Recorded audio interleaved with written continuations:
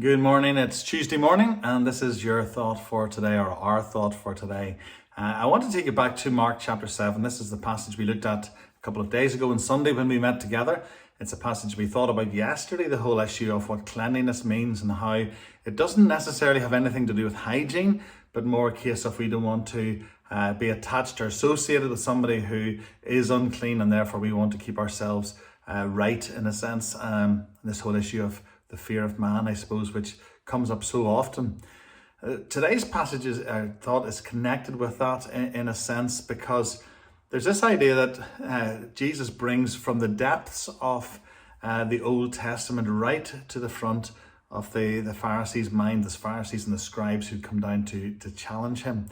And it's where he basically says to them in verse 6, and he said to them, "Well did Isaiah prophesy of you hypocrites, as it is written, this people honors me with their lips, but their heart is far from me. In vain do they worship me, teaching as doctrines the commands of men." And what Jesus has done there, he has basically reached into the Old Testament and brought a very powerful, almost damning statement against the Pharisees and the scribes for what they have done. He's basically said, you have substituted what God has put in place with these traditions of men. You've made them more important. So much so that when you come to worship, all you're doing is you're basically ticking boxes. You're going through the motions. You're turning up. You're being seen to be doing things. You finish your act of worship, you go away, but your heart never engaged with the Lord. Now this passage from Isaiah is God speaking through the prophet Isaiah to the people of that day. And what Jesus has done is he's brought it right slap bang, as we would say, back up to date. He's brought it right into the midst of this disagreement that the Pharisees and scribes were having with Jesus about his disciples washing their hands. And Jesus is basically saying, you are as bad as the people back in Isaiah's time. You do this in vain. You basically worship God in vain because your hearts are not in it. What powerful words. In vain do they worship me.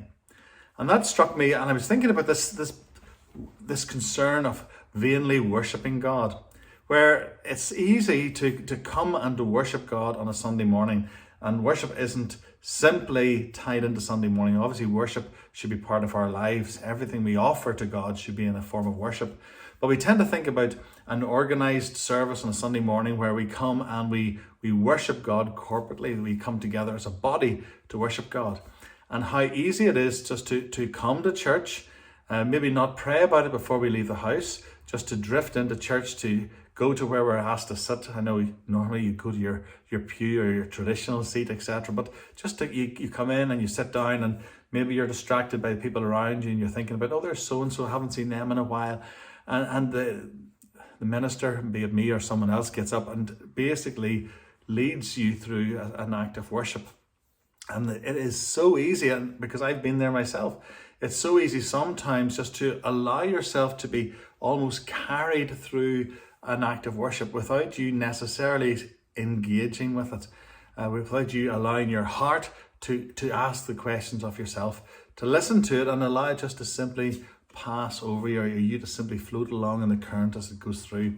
Now, part of it's human nature, but that doesn't mean it's right. And part of it is this idea that, well, just being in church, that was good enough. Who knows? Nobody's sitting here watching me knowing how I'm worshipping God. Well, unless I've got my mobile phone out and I'm sending text messages or whatever. But there's that sense that we could just simply tick boxes going to worship.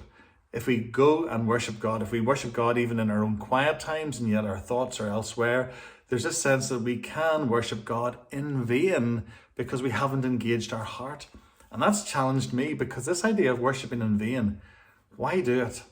Because Jesus is saying, if you worship me in vain, you don't benefit from it whatsoever. And certainly God gets no glory from it. What glory could God possibly get by seeing people coming and sitting where they're meant to sit and thinking about anything other than what he's trying to say to them? God then is disappointed, and our worship, such as it is in vain. And so I've been challenged in my own quiet times, my own Bible readings, to really wholly give myself, to take some time before I even come to the place of Bible reading and prayer, to pray about it and ask to be single focused in what I say and do, so that as I worship God through that time, that so God gets glory and that my worship isn't in vain. So what's a challenge for us this morning, that we think about our worship? We don't want Jesus to ever say to me, well, I never knew you. When you came to worship me, or when you called it worship, your heart wasn't in it, and so you were worshipping in vain. The scribes and the Pharisees, the leading church leaders of the day, were accused of it by Jesus. Heaven forbid that he would ever accuse you and me of doing the same sort of thing. It's a big thought for a Tuesday morning, I know that. But hopefully you'll have time today to chew it over and think about it. In the meantime, have a good day, and God bless you. See you tomorrow.